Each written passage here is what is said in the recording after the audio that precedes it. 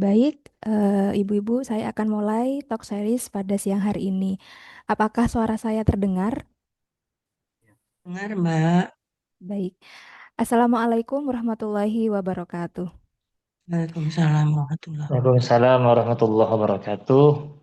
Yang terhormat Presiden OS Indonesia, Ibu Sri Fatmawati MSI PhD. Yang terhormat Koordinator Divisi Academic Affair Profesor Ritmaleni. Yang terhormat Dr. Mulyaningrum Sudipyo selaku pemateri pada webinar siang hari ini. Dan tak lupa pula seluruh member OS dan para peserta yang telah meluangkan waktunya untuk berpartisipasi pada siang hari ini. Selanjutnya, marilah kita panjatkan rasa syukur kita kepada Tuhan Yang Maha Esa atas berkatnya kita bisa bertatap muka kembali, tentunya dalam keadaan sehat walafiat dalam agenda Talk Series OS ke-37. Perkenalkan, saya Roberto Andawiyah dari Universitas Anukoyah Sumeneb Madura yang hari ini akan memandu talk series pada siang hari ini kurang lebih 1,5 sampai 2 jam ke depan. OS atau Organization for Women in Science for Developing World adalah suatu forum internasional yang mempertemukan ilmuwan perempuan dari negara berkembang maupun maju dengan tujuan memperkuat peran perempuan dalam proses pembangunan serta meningkatkan keterwakilan perempuan dalam kepemimpinan ilmu pengetahuan dan teknologi. Sedangkan Talk Series OS ini merupakan acara rutin bulanan yang diadakan oleh OS Indonesia untuk berbagi dan memberikan kontribusi keilmuan. Acara ini berfungsi sebagai wadah bagi para perempuan peneliti di Indonesia untuk memaparkan dan berbagi pengetahuan. Baik, untuk lebih mengefisien waktu, saya akan membacakan susunan acara pada siang hari ini. Acara yang pertama yaitu pembukaan, kemudian acara yang kedua pemutaran video OS National Chapter, acara yang ketiga sambutan, kemudian dilanjutkan dengan penyampaian materi, dilanjutkan dengan tanya jawab dan penutup. Kemudian cara yang keenam yaitu pemberian token of appreciation kepada pemateri serta ditutup dengan dokumentasi dan foto bersama. Marilah kita mulai acara Talk Series ke-37 pada siang hari ini dengan harapan semoga acara Talk Series ini berjalan lancar sebagaimana mestinya. Berdoa dimulai.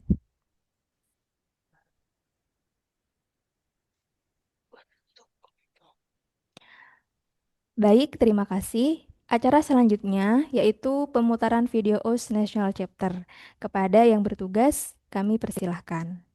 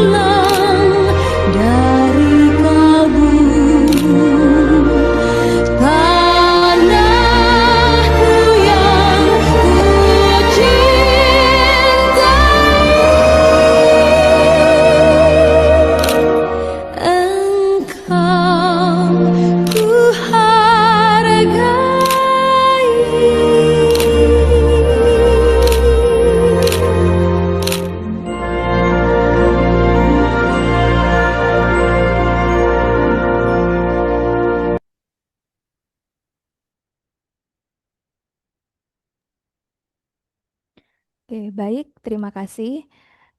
Acara selanjutnya yaitu sambutan. Marilah kita simak bersama sambutan dari Koordinator Divisi Academic Affair kepada yang terhormat Profesor Ritmaleni. Kami persilahkan. Terima kasih, Mbak Robi. Assalamualaikum warahmatullahi wabarakatuh. Waalaikumsalam Waalaikumsalam Waalaikumsalam warahmatullahi. warahmatullahi wabarakatuh. Baik, semoga kabar baik ya ibu-ibu dan bapak-bapak yang hadir di acara ini. Juga selamat pagi sebenarnya. Saya lagi di Belanda ini sebenarnya. Ini pagi-pagi banget di Belanda, masih gelap. Jadi, eh, baik, untuk acara OS Indonesia Talk Series yang ke-25 ini, kita akan mendengarkan pemaparan dari Ibu Mulyaningrum Sudibyo dari Universitas Pasundan. Nanti akan berbicara tentang inisiasi ekonomi sirkular pada perempuan pengelola bank sampah dalam perspektif GETSI. Nah, GETSI itu apa? Gender, Equality, Disability, and Social Inclusion, studi kasus di Bandung.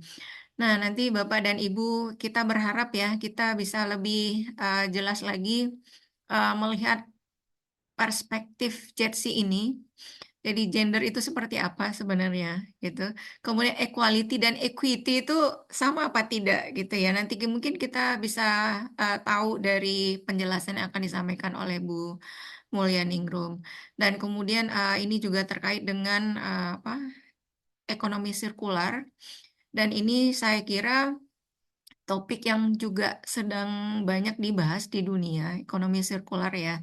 Jadi tidak hanya dilakukan oleh pelaku ekonomi saja, eh, dapat diaplikasikan juga di hal-hal yang mungkin paling dekat dengan kehidupan kita sehari-hari. Jadi misalnya seperti pengelolaan bank sampah gitu ya. Jadi kalau misalnya kita berbicara tentang climate change, kemudian ditarik ke bawah ke hal-hal yang basic banget gitu ya. Kalau kami di mana namanya di sains itu ada namanya green chemistry. Nah, itu akan ada hal-hal yang terkait dengan bank sampah ini adalah salah satu prinsip yang apa merupakan aplikasi dari 12 prinsip green chemistry sebenarnya. Nah, kemudian kalau di ekonomi sendiri kita mengenal adanya green economy gitu ya, green economy, kemudian bagaimana nanti kaitannya dengan circular economy mungkin kita bisa lihat di sini. Ya, Bapak dan Ibu, memang Talk Series ini tidak hanya walaupun OS itu adalah organisasi perempuan untuk di bidang sains gitu, tapi tidak terbatas hanya untuk sains-sains yang eksak gitu. Jadi tidak hanya seperti chemistry, kemudian farmasi, engineering, kemudian yang lain-lain. Nah, ini kita juga apa terlibat di ilmu-ilmu yang mungkin kita bilang lebih kepada social science gitu.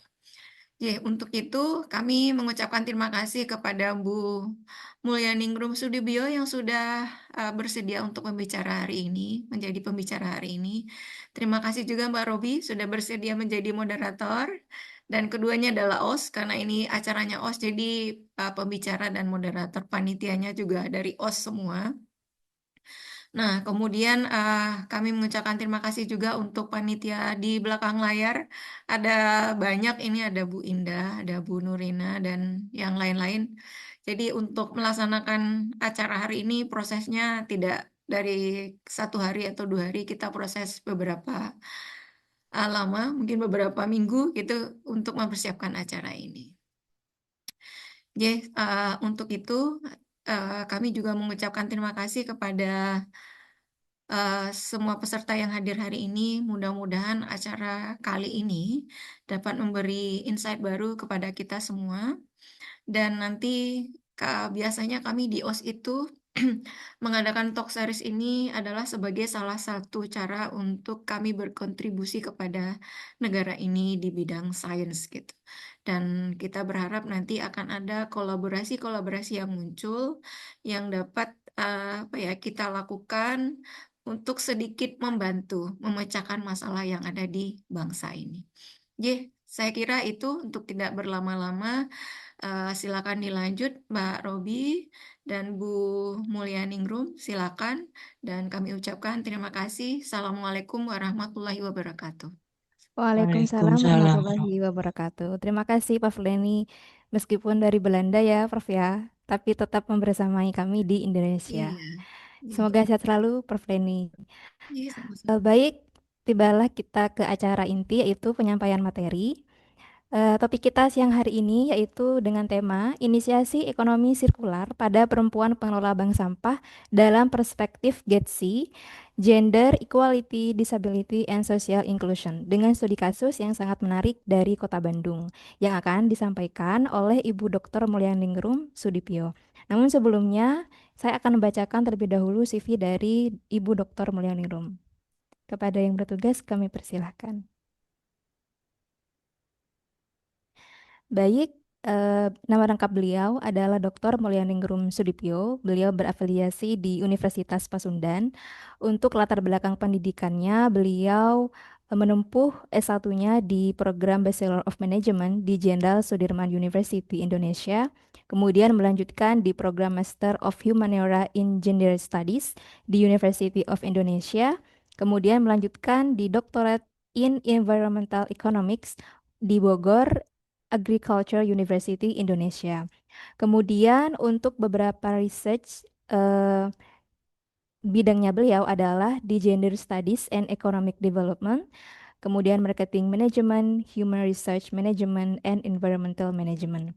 Adapun beberapa riset grant yang pernah beliau dapatkan yaitu dari Kemendikbud, kemudian dari BRIN, dan dari The Indonesian Ministry of Women's Empowerment and Child Protection atau Kementerian Pemberdayaan Perempuan dan Perlindungan Anak.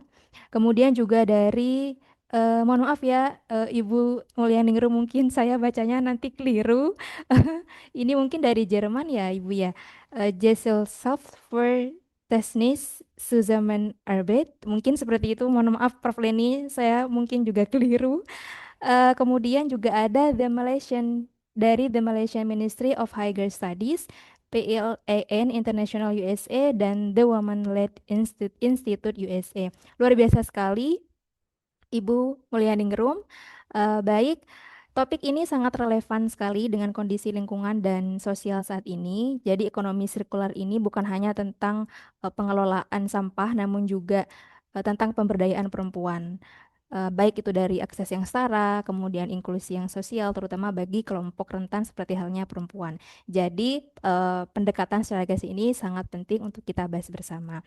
Baik, untuk lebih mengisikan waktu, saya serahkan kepada Ibu Dr. Mulyaningrum. Dipersilakan Ibu.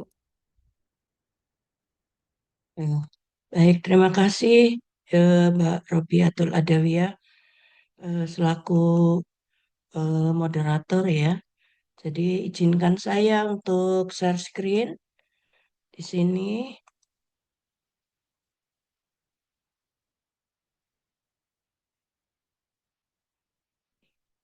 Baik, apakah sudah terlihat slide saya? Sudah, Sudah, Ibu, sudah. sudah Bu. Baik, terima kasih. Jadi judul yang akan saya sampaikan di sini adalah Inisiasi Ekonomi Sirkular pada Perempuan Pengelola Bank Sampah dalam Perspektif GETSI. Apakah GETSI? Itu adalah singkatan dari Gender, Equity, Disability, dan Social Inclusion. Nah, sebelumnya saya sampaikan bahwa ini merupakan satu penelitian pendahuluan. Nanti pada tahap berikutnya akan diharapkan juga akan ada penelitian lanjutan ya setelah beberapa temuan diperoleh melalui penelitian ini. Jadi awalnya Kota Bandung itu mengalami darurat sampah sejak dari 2023, 2020 sampai 2024. Nah, kondisinya ini mengerikan sekali di sudut-sudut kota, di kota nih. Jadi kondisinya seperti ini. Ini antara lain yang sempat saya ambil gitu ya. Jadi kondisinya seperti ini. Nah, kemudian eh, hingga November 2025 penumpukan sampah masih terjadi. Ya, kemudian bagaimana upaya pihak Pemkot? Ya, yang pertama itu mengurangi ritase sampah ke TPA. Nah, ini tidak dikurangi ritasi pun kondisinya sudah menggunung sampah. Terlebih ada pengurangan ritase. Mengapa ada pengurangan ritase? Ada kasus kebakaran di TPA. Kemudian juga kondisi cuaca yang menyebabkan beberapa truk pengangkut sampah itu mengalami kesulitan secara teknis seperti kecelakaan dan lain sebagainya.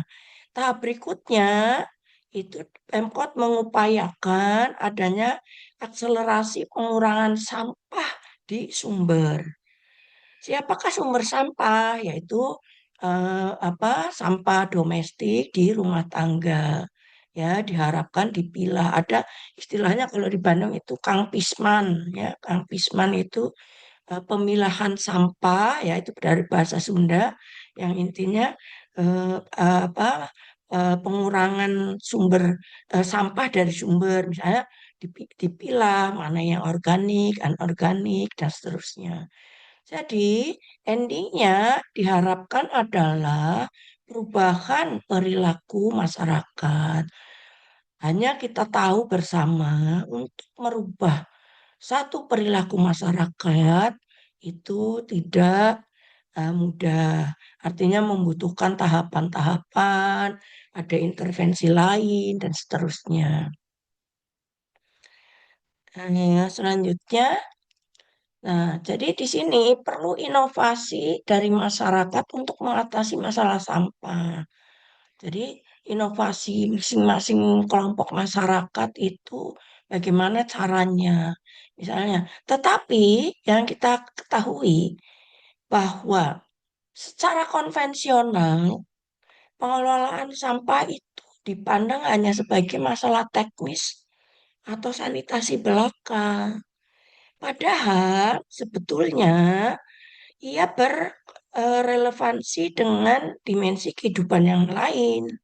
Misalnya contohnya inklusi sosial, akses ekonomi yang setara, dan kesetaraan gender yang beberapa riset itu sudah menunjukkan hasil yang signifikan jika pengelolaan sampah tidak hanya dipandang sebagai masalah teknis gitu. Nah, di sini bank sampah itu menjadi model pengelolaan sampah yang berbasis komunitas. Nah, dia juga merupakan tanggung jawab kolektif. Kemudian ada menggunakan prinsip ekonomi sirkular yaitu 3R ya. Selanjutnya di sini perempuan itu sebagai agen perubahan. Dia sebagai inisiator, sebagai manajer, motivator, dan edukator. Maka di sini peran perempuan dalam beberapa ya multitasking ini, multi peran itu seharusnya dipertimbangkan. Nah, apakah ekonomi sirkular? Secara konsep, ekonomi sirkular adalah optimalisasi penggunaan sumber daya alam. Ya, misalnya dengan mengurangi limbah, kemudian memperpanjang siklus hidup produk. Jadi di sini kalau lihat siklusnya seperti ini ya, mulai dari raw materialnya dari SDA ya, sumber daya alam. Kemudian mendesain, kemudian sampai ke production manufacturing, kemudian distribusi, sampai akhirnya pada residual waste. Ya, nah dari sini residual ini ada yang bisa dikelola, ada yang tidak. Gitu. Kemudian apa sih pentingnya penelitian ini? Ya, pertama kalau dari lingkup kecil kasus, ini mendorong pembangunan ekonomi sirkular di tingkat lokal Kota Bandung. ya, sehingga mengatasi masalah darurat sampah itu yang utama. Kemudian ada pemahaman komprehensif, ya, tentang multidimensi perempuan sebagai pengelola bank sampah pada peran-peran yang sudah saya sebutkan tadi. Ya, juga pemberdayaan, ada aspek pemberdayaan perempuan. Satu hal lagi, perlu untuk mengisi kesenjangan literatur, ya, pada konteks spesifik Kota Bandung dengan tantangan dan dinamika sosial perkotaan yang cukup unik gitu ya. Mengingat saya kira dinamika sosial setiap tempat, setiap daerah itu berbeda, sehingga nanti bisa dianalisis per daerah. Nah, metode penelitiannya menggunakan studi kualitatif untuk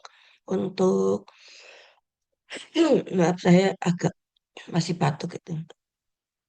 Jadi pada penelitian pendahuluan ini kami menggunakan pendekatan kualitatif, jadi studi kasus, ya, kemudian analisis data juga masih eh, menggunakan identifikasi dari pola-pola inisiasi sirkuler, ya, kemudian bagaimana dampaknya, ya, apakah berkelanjutan atau tidak.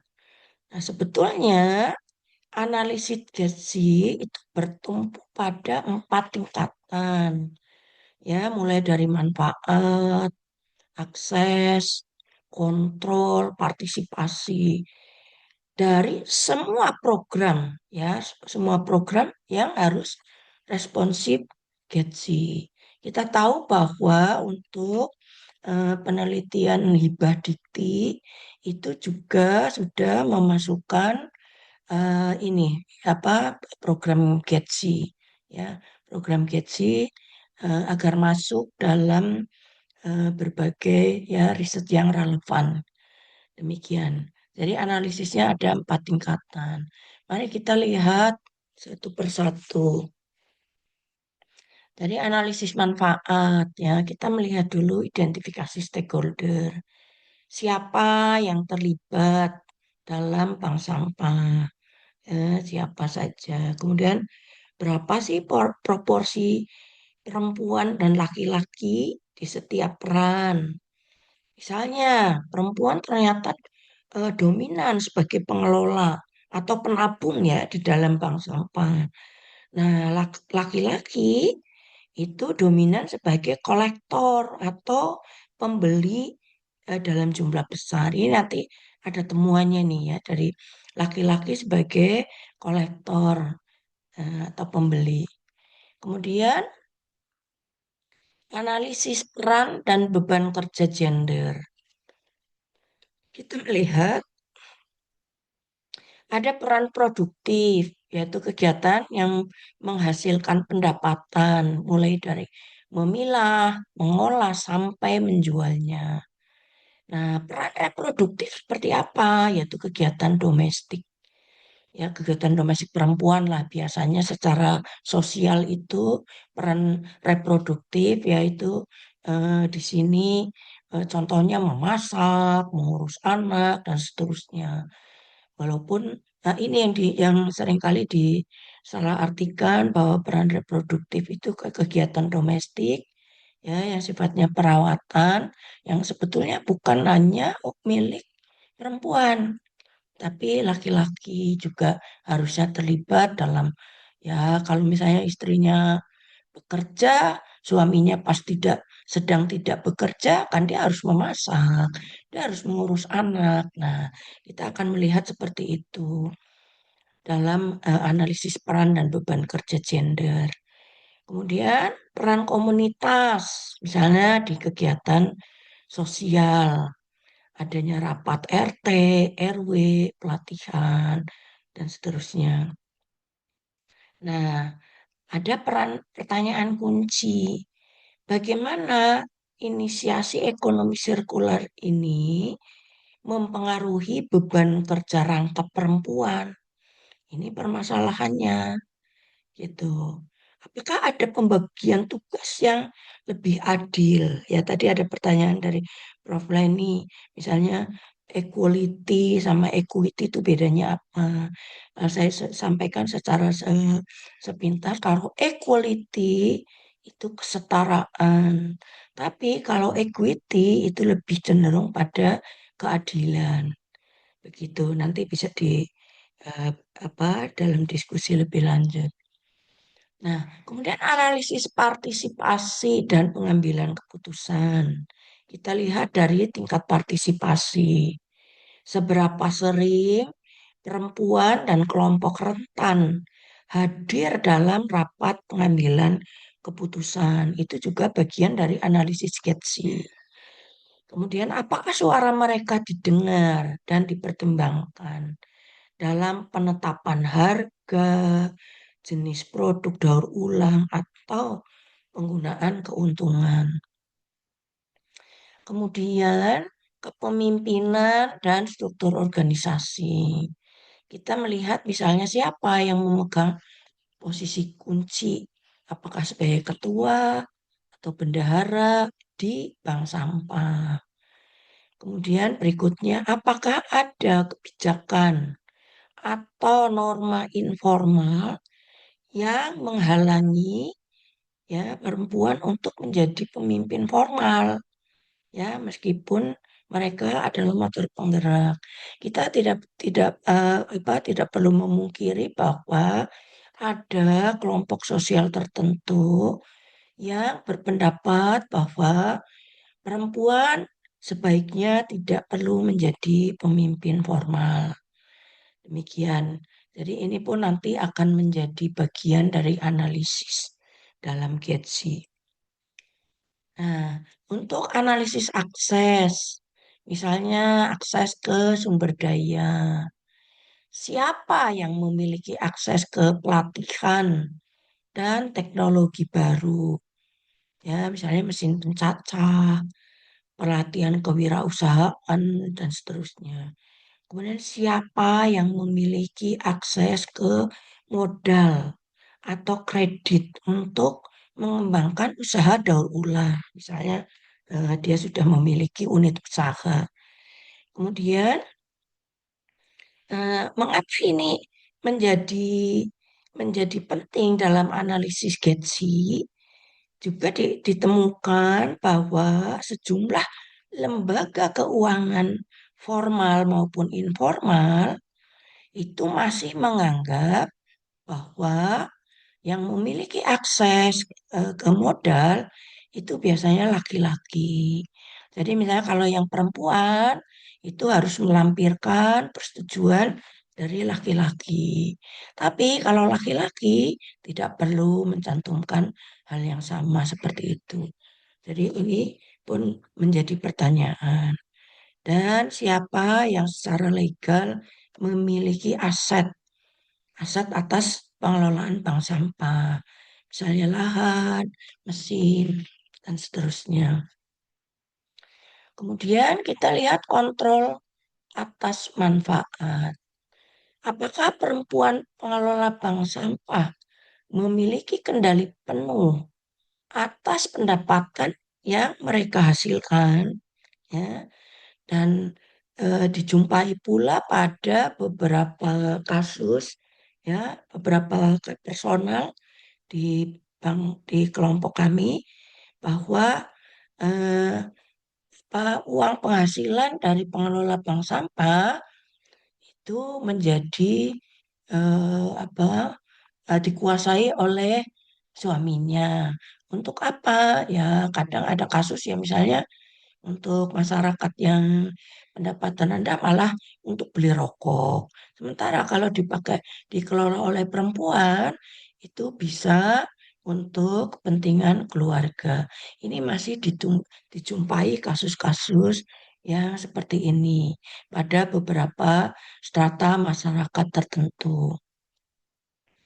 Nah, ini jadi manfaat dari keuntungan, barang kebutuhan, tabungan itu apakah didistribusikan secara adil ya, mencapai kelompok yang paling membutuhkan. Ya, nanti dianalisis siapakah kelompok yang paling membutuhkan.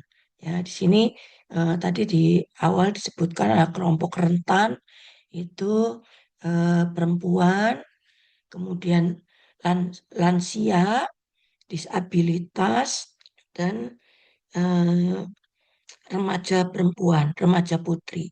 Demikian itu yang termasuk kelompok rentan. Nah, bagaimana dengan analisis kontrol dalam GETSI? Ya, dalam perspektif GETSI itu dilihat ya perubahan dan pemberdayaannya. Misalnya di satu peningkatan kapasitas. Apakah inisiatif ini meningkatkan pengetahuan, keterampilan, dan kepercayaan diri bagi pengelola bank sampah? Terus ada lagi pengurangan hambatan. Apakah ada perubahan norma sosial di tingkat komunitas, apakah di RT atau RW, yang mendukung keterlibatan laki-laki dalam tugas pengelolaan sampah, atau setidaknya mengakui perempuan sebagai wirausaha yang sukses. Karena di beberapa pengelola, di beberapa kelompok pengelola bank sampah itu mayoritasnya perempuan yang terlibat. Nah, kemudian di perubahan institusional, apakah kebijakan Pemkot ya atau Perda terkait sampah itu menjadi lebih responsif terhadap perempuan atau penyandang disabilitas. Ya, setelah adanya ini pun menjadi uh, indikator dari uh, penilaian atau analisis GETSI. Kemudian indikator transformasi. Apakah survei ini sudah mengukur perubahan perilaku, status ekonomi, dan persepsi peran gender? Nah, pada poin mekanisme akuntabilitas dan resiko. Di sini melihat mekanisme untuk mengatasi diskriminasi dan menjaga keberlanjutan ekonomi inklusif ya yang antara lain juga melibatkan seluruh kelompok rentan dalam masyarakat. Kemudian pada eh, ini MONEP ya, monitoring dan evaluasi responsif GETSI itu memasukkan indikator yang spesifik lokal dari perempuan. Misalnya presentasi perempuan dalam komite pengawas. Kemudian rasio pay gap antara kolektor laki-laki dan perempuan dalam kerangka ini banyak dijumpai terutama di kasus yang saya saya jadikan kasus. Ternyata misalnya yang menentukan pembayaran atau ini adalah laki-laki. Kemudian perempuan hanya menerima seberapa dihargai pekerjaan pemilahan mereka. Itu juga masih perlu diungkap lebih jauh ya di kelompok kasus saya. Kemudian bagaimana mitigasi risiko? Ya, di sini mengidentifikasi risiko bahwa kesuksesan ekonomi sirkular justru menarik laki-laki untuk mengambil alih peran yang sebelumnya dilakukan oleh perempuan. Ya, jadi ketika eh, apa bank sampah itu menjadi besar, kemudian pengelolaannya menggunakan mesin-mesin yang sudah canggih, kemudian di sini diambil alih oleh laki-laki. Ini yang disebut male capture, ya. maka harus ada rancangan strategi mitigasinya. Dari awal ketika mulai dari penimbangan, pengumpulan sampah, itu perempuan. Tetapi ketika sudah memiliki akses terhadap mesin, permodalan semakin besar, ya skala usahanya juga semakin luas, maka ini ada pengambil alihan. Ya, jadi ini juga menjadi indikator dalam analisis gaji. Nah, ternyata ini temuan penelitian pendahuluan saya ya.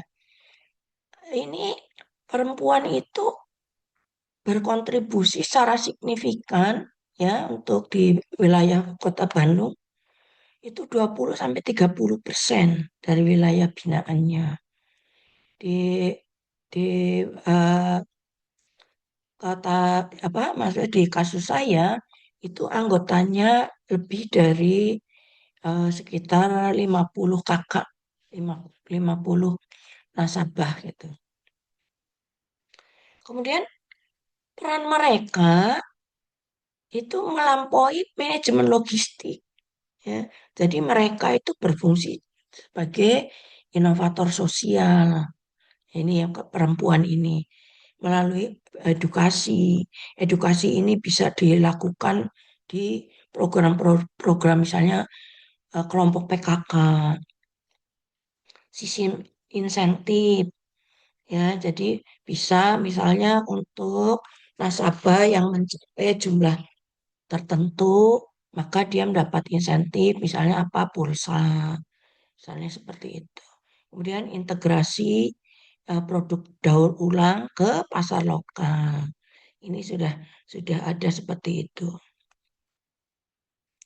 Nah, temuan berikutnya, jadi praktik ini secara tegas mengukuhkan bank sampah sebagai inisiasi pembangunan ekonomi sirkular yang menciptakan nilai ganda atau double bottom line.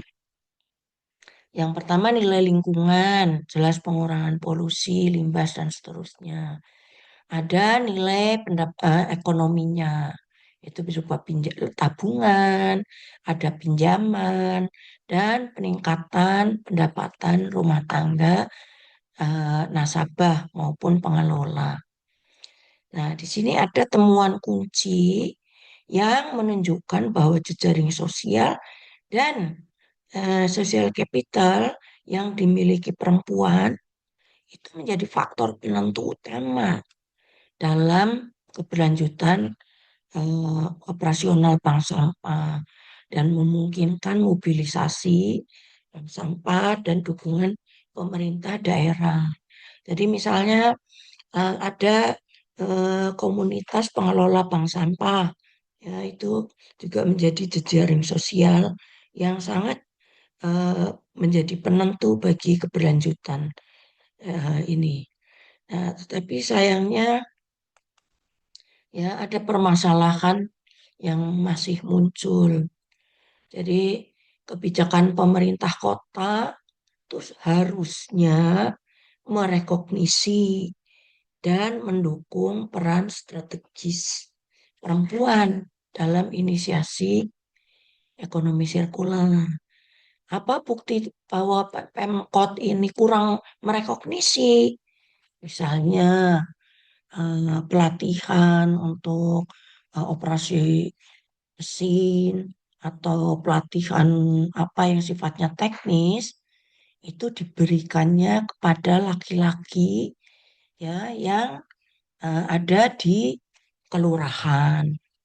Padahal dia tidak terlibat langsung dalam kegiatan ini. Nah, itu kan satu yang mubazir. Seharusnya mengambillah pengurus yang perempuan, ya, misalnya untuk pelatihan-pelatihan kewirausahaan lanjutan, terutama yang berkaitan dengan pengolahan limbah, ya, recycle atau inisiasi ekonomi sirkular ini harusnya juga diberikan pada ya ya ya balance lah. Artinya equality ya, prinsip equality artinya pada laki-laki boleh, tapi laki-laki yang eh, mendukung peran strategis perempuan gitu. Ya, jadi perempuan juga harusnya dilibatkan. Nah, di tempat kasus kami itu kurang, bahkan tidak pernah. Nah, eh, pelatihan-pelatihan itu diinisiasi oleh kelompok-kelompok perempuan pengelola bank sampah. Nah, tapi tidak sampai pada misalnya operasi mesin, kemudian hal-hal yang bersifat teknis kemesinan itu belum sampai ke situ. Ada tantangan utama itu meliputi fluktuasi harga sampah. Tadi di awal saya jelaskan fluktuasi harga sampah. Ketika sampah menggunung, maka eh, harganya akan turun. Nah, siapa yang menentukan harga ini? Sekali lagi, pengepul atau pembeli laki-laki itu yang di awal saya sampaikan bahwa ada peran-peran laki-laki itu sebagai kolektor, pembeli itu. Nah, dia menentukan harga sampahnya. Ya, jadi tidak ada standar, misalnya seperti itu.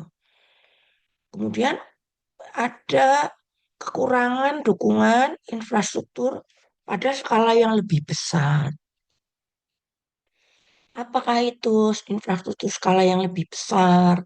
Ya, janganlah misalnya lapaknya ya sampai sempit, eh, terus diberikan apa misalnya mobil yang untuk pengangkutan yang mencukupi. Nah, di sini Pemkot seharusnya memperluas cakupan pendanaan. Sekali lagi menyediakan pelatihan manajerial untuk memastikan model ini dapat direplikasi secara berkelanjutan. Maksudnya model eh, apa inisiasi ekonomi sirkular menggunakan analisis Getsi, ya. Kemudian terintegrasi dalam sistem pengelolaan sampah secara keseluruhan. Ini permasalahan yang tersisa. Nah, rencana penelitian lanjutan, kami akan melakukan analisis kuantitatif dengan menyusun kuesioner menggunakan variabel-variabel dalam komponen GETSI. Tujuannya apa? Untuk mengetahui bagaimana variabel-variabel GETSI menunjukkan besarnya pengaruh terhadap inisiasi ekonomi sirkuler pada kelompok-kelompok bank sampah. Karena ini kan belum dilakukan. Kita masih eh, penelitian pendahuluan. Nah, juga eh, ini variabel-variabel GETSI pada kenyataannya itu berhubungan dengan kondisi masyarakat. Misalnya kesadaran tentang kesetaraan gender. Nah, oleh karena itu, implementasi kebijaksanaannya tentu akan bersifat unik atau spesifik. Ya, misalnya masyarakat Jawa Barat tentu berbeda dengan masyarakat Jawa Timur, Jawa Tengah, ya. Kemudian mungkin masyarakat di Kalimantan, Sulawesi, dan seterusnya. Jadi kita mau melihat bagaimana variabel-variabel gaji ini berhubungan pada setiap kondisi sosial masyarakat yang sesuai dengan karakteristiknya masing-masing. Nah, di sini tentu saja terbuka peluang kita berkolaborasi ya untuk melakukan eh, pelatihan, misalnya mau memperdalam di kualitatif boleh, atau kita sama-sama melakukan penelitian kuanti ya dengan nanti eh, kita rembuk bersama-sama apakah cukup dengan variabel Gatsby seperti yang tadi saya uraikan atau perlu ada tambahan sebagai pengembangan. Nah, ini terbuka peluang untuk berkolaborasi. Saya kira itu yang bisa saya sampaikan dan eh, selanjutnya saya kembalikan waktu kepada Mbak Robi untuk memimpin diskusi. Terima kasih. Assalamualaikum warahmatullahi wabarakatuh. Waalaikumsalam warahmatullahi wabarakatuh. Terima kasih Ibu Dokter Mulyaningrum atas pemaparan materinya. Baik, untuk sesi selanjutnya yaitu sesi tanya jawab. Saya persilahkan kepada para peserta untuk yang bagi siapa yang mau bertanya bisa melalui chat room ataupun raise hand. Dipersilahkan.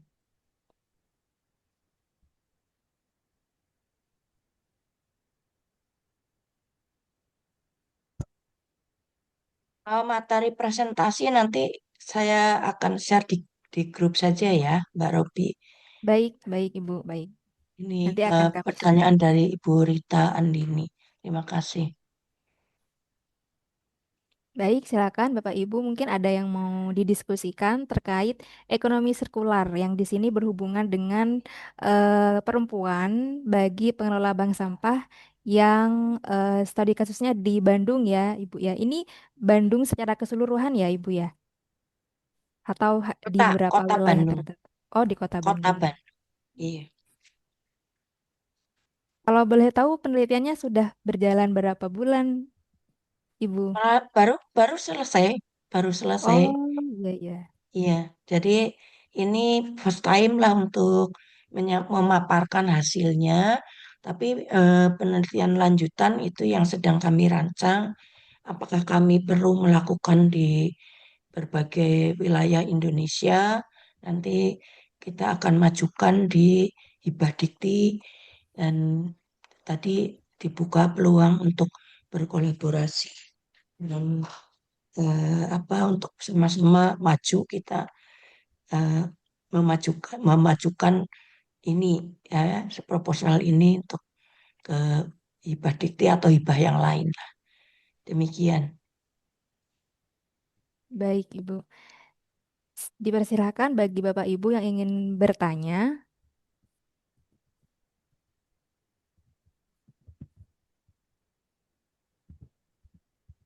Bu Rita itu resen, Mbak. Oh, monggo Ibu Rita. Rita. Ya, selamat siang Ibu-Ibu OSD yang saya hormati. Selamat Mohon, siang. Ya, mohon maaf ini Ibu moderator, cuaca Oh, saya iya, kurang iya. baik, jadi saya mohon off cam dulu boleh Bu?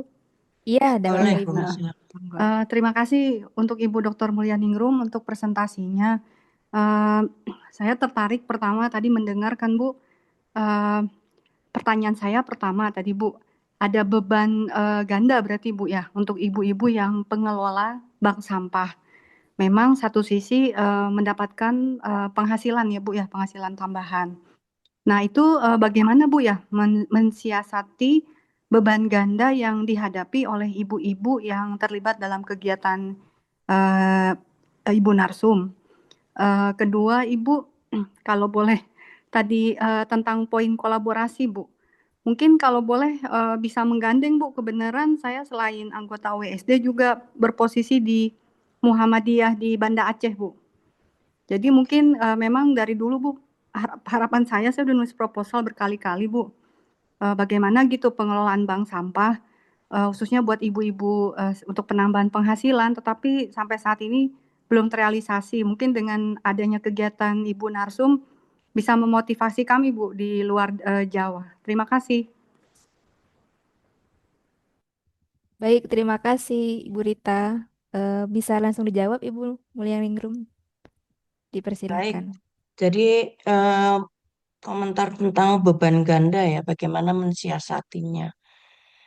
Ya itu sebetulnya bergantung pada kompromi antara suami istri gitu. Tapi kebanyakannya kompromi itu tercapai ketika ada iming-iming, misalnya nanti dapat duit. Nah, itu. Jadi suami akan mengizinkan misalnya karena dapat duit kan. Nah, kemudian soalnya dikhawatirkan paling nanti ngerumpi-ngerumpi atau seperti itu. Itu yang eh, apa tantangan terberatnya bagi pengelola bank sampah itu mengatasi stereotip seperti itu. Sehingga harus ada komunikasi yang bagus dalam apa lingkup domestiknya masing-masing. Ya, jadi ketika ada info bahwa ini nanti akan ada tambahan uang, nah, terus biasanya itu akan menjadi penguat mereka perempuan-perempuan itu untuk terlibat di pengelolaan bank sampah. Demikian Ibu Rita Andini. Kemudian tentang kolaborasi. Jadi kalau misalnya analisis Getsi itu kan kontekstual ya. Jadi misalnya di Jawa Barat, misalnya hasilnya nanti bisa sangat berbeda dengan di Aceh. Nah, tetapi nanti akan muncul perbedaannya di aspek mana? Nih, saya buka lagi ya.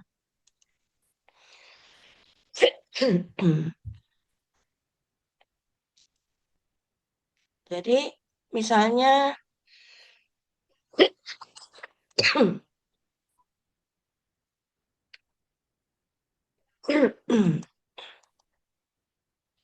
jadi dari 4 analisis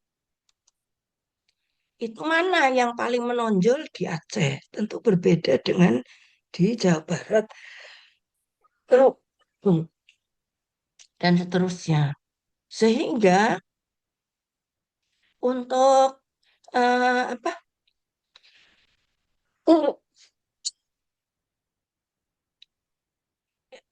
implementasi kebijakannya juga akan berbeda.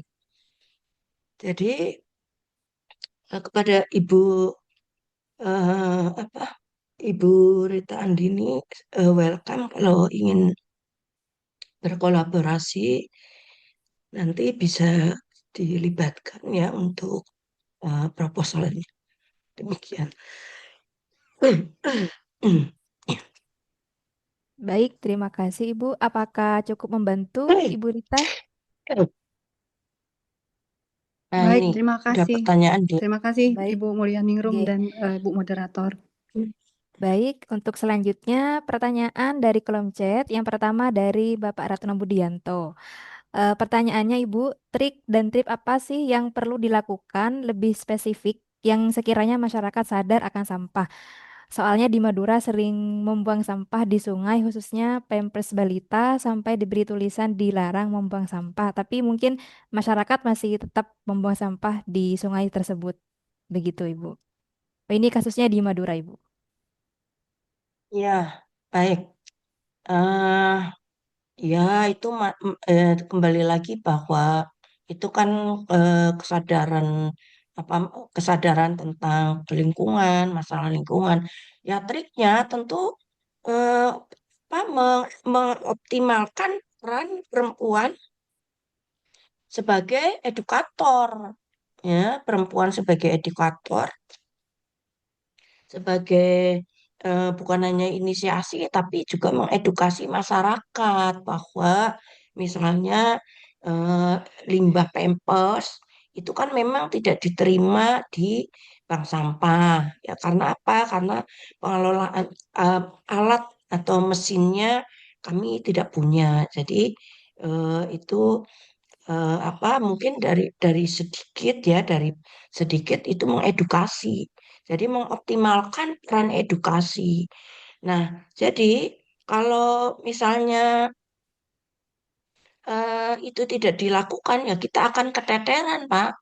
Kita akan repot gitu. Bukan hanya di Madura kok saya yakin di tempat-tempat yang lain bahkan di Bandung pun sebagian seperti itu. Dan di komunitas bank sampah kami itu kan sangat terbatas alatnya ya, alat misalnya alat teknisnya bahkan belum memiliki untuk ya mengolah bahan dari pempes sehingga kadang dia menjadi residu yang paling banyak terutama pada komplek-komplek perumahan yang masih memiliki balita demikian termasuk ibu-ibu yang menstruasi itu ya jadi itu eh, pempes ininya juga eh, menjadi permasalahan bagi pengelola bank sampah.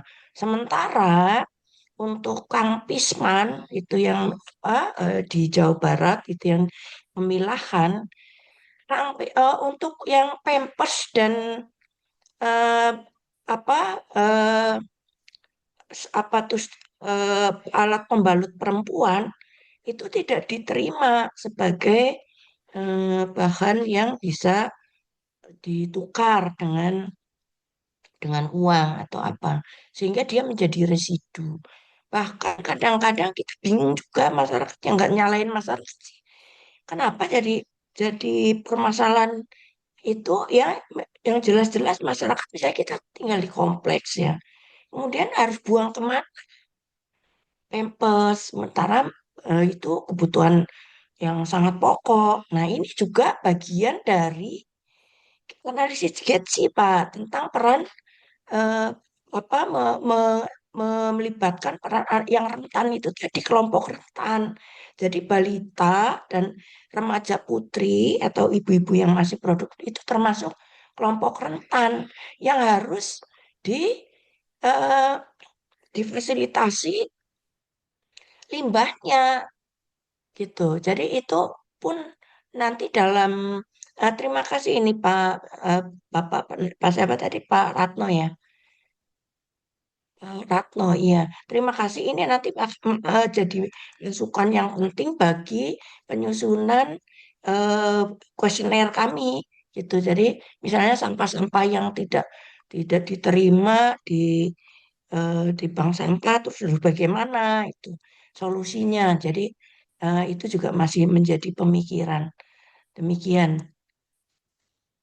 Pak Ratno. Terima kasih. Masih ada? Baik, terima kasih Ibu. Ada satu pertanyaan lagi Ibu. Ini dari siapa user? Assalamualaikum, mohon bertanya bagaimana cara untuk membangun relasi agar pengelolaan bank sampah bisa diterima dan masyarakat sekitar oleh masyarakat sekitar dan juga untuk membangun pengelolaan bank sampah di area pedesaan yang mana fasilitas serta sarannya yang terbatas. Terkait fasilitas ini Bu yang terbatas. Baik. Jadi membangun relasi itu nggak bisa sendirian ya, eh, Bapak user ini nggak bisa sendirian. Jadi harus melalui komunitas. Jadi awalnya kelompok bank sampah kami itu dimulai inisiasinya tuh dari kelompok ibu-ibu pengajian Majelis Taklim. Jadi kalau sendirian ya suara kita nggak akan kuat, Pak. Jadi inisiasinya itu ya melalui komunitas. Jadi supaya diterima masyarakat tentu saja melalui edukasi kita kita tampilkan misalnya sampah yang dan kan itu memang real. Jadi masyarakat merasakan betapa sampah lama nggak diangkut, kemudian menumpuk di mana-mana. Nah itu kan berarti pengalaman real yang menggugah kesadaran mereka bahwa ada masalah besar yang nggak bisa ditangani oleh pemerintah.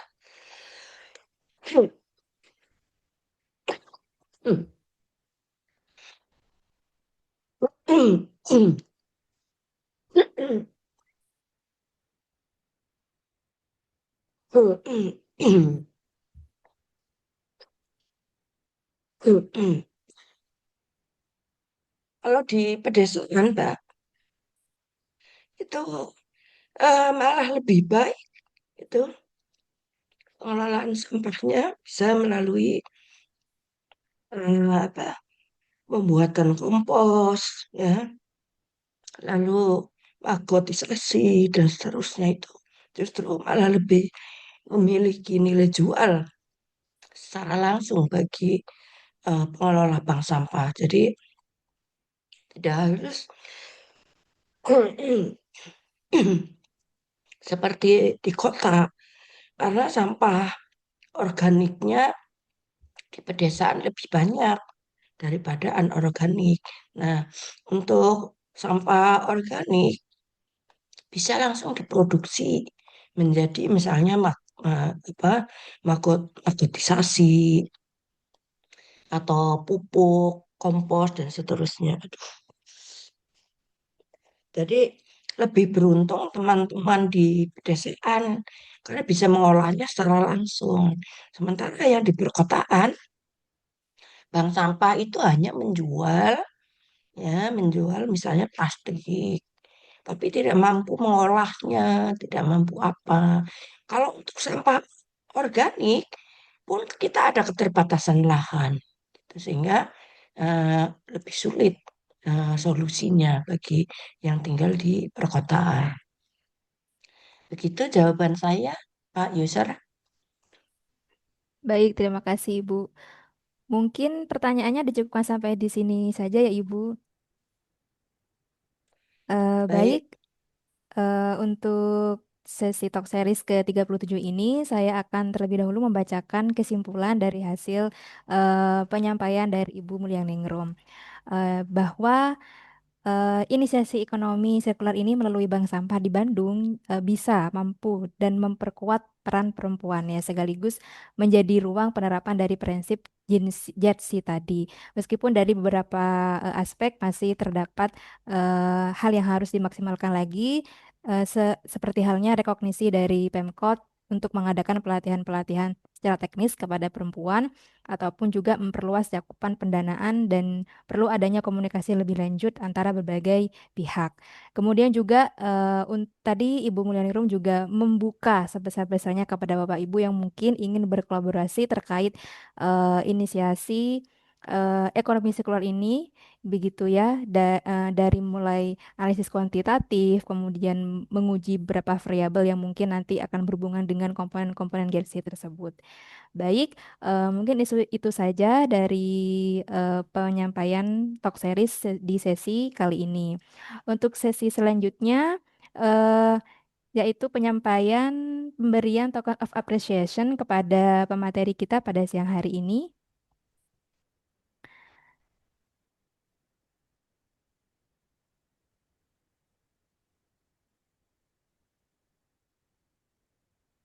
Oke, baik. Terima kasih kami sampaikan ya Ibu Dr. Mulyaningrum Sudipyo yang telah berkenan menjadi pembicara pada Talk Series ke-37 ini. Semoga apa yang disampaikan oleh Ibu Mulyaningrum sangat bermanfaat untuk kita semuanya. Ya, mari kita berikan applause dengan memberikan reaction tepuk tangan yang ada di tombol Zoom masing-masing Bapak Ibu. Baik, terima kasih. Oke, selanjutnya sebelum kami tutup talk series ini ada beberapa informasi terkait OUS bagi ini sebenarnya karena organisasinya untuk perempuan jadi mungkin dari para ibu yang di sini yang mungkin masih belum bergabung dengan OUS dan ingin lebih tahu tentang OUS bisa mengunjungi website OUS di ous.net untuk keikutsertaannya juga bisa melalui form register di member di link tersebut. Jadi, organisasi ini berlaku untuk perempuan baik dari jenjang S2 maupun S3, baik dari keilmuan sains maupun sosial dan pastinya berdomisili di Indonesia. Dan untuk membershipnya semuanya free dan para ibu di sini bisa ini ya mencatat registration link yang sudah tampil di sini. Kemudian juga sebenarnya untuk mahasiswa S1 tidak apa-apa untuk mendaftar tapi mungkin nanti akan menjadi friend of us. Jadi untuk menjadi member resminya baru apa S2 ataupun S3. Jadi mungkin itu sekilas informasi tentang OUS National Chapter atau yang di Indonesia, cabang Indonesia. Baik, untuk selanjutnya foto bersama dulu ya mungkin. Bapak Ibu bisa open kamera terlebih dahulu.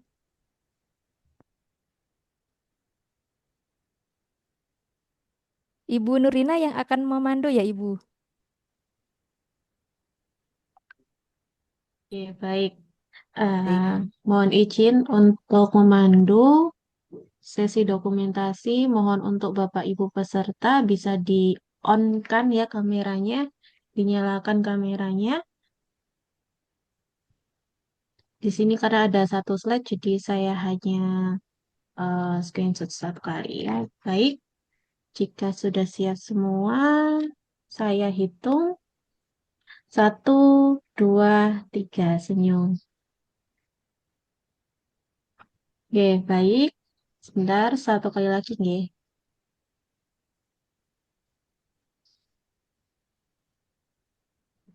Sebentar. Baik, 1, 2, 3. Baik, terima kasih. Baik, terima kasih Ibu Nurina. Baik, sebelum kami tutup, di sini saya selaku moderator mempunyai pantun ya, Bapak Ibu. Jadi bisa dibantu buat bilang cakep dulu begitu ya, biar ini tidak sepi begitu ya. Baik, ke pasar pagi membeli jamu. Cakep. Cakep. Jamu Cakep, diminum cakep, bikin cakep. sehat jiwa. Cakep. Talk Cakep. series seru selalu. Jangan lupa ikut sesi berikutnya ya. Jadi nanti di bulan Desember, jadi di bulan Desember nanti akan ada talk series ke-38 ya, Prof. Leni ya.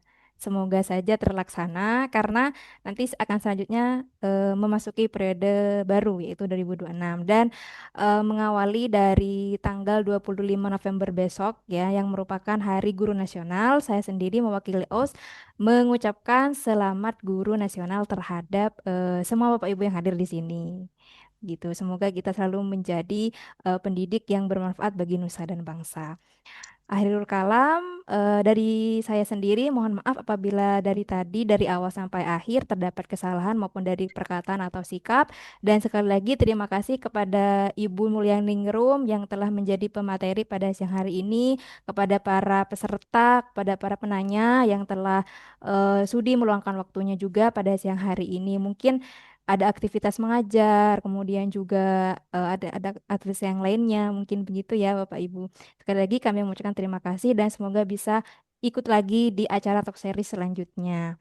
Baik, terima kasih. Akhirul kalam. Assalamualaikum warahmatullahi wabarakatuh. Waalaikumsalam. Assalamualaikum Waalaikumsalam warahmatullahi warahmatullahi wabarakatuh. wabarakatuh. Selamat siang semuanya. Selamat siang. Terima kasih Bapak. Terima kasih Ibu dan Ya. Bapak semuanya. Selamat siang, Ibu.